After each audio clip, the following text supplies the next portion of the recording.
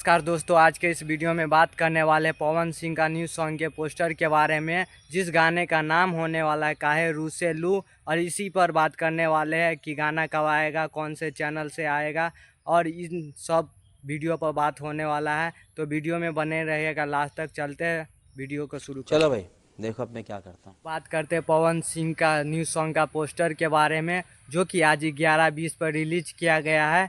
और इस गाने को गाए अपने मधुर आवाज़ में पवन सिंह और शिवानी सिंह। और इस गाने में नज़र आने वाले हैं पवन सिंह और ईशानी घोष, जो कि यह गाना आने वाला है DRS म्यूजिक चैनल से। और यह गाना बहुत ही बवाल आने वाला है, और यह चैनल बहुत ही बड़ा बड़ा गाना आनता है, जैसे में राजा जी के दिलवा टूट जाई।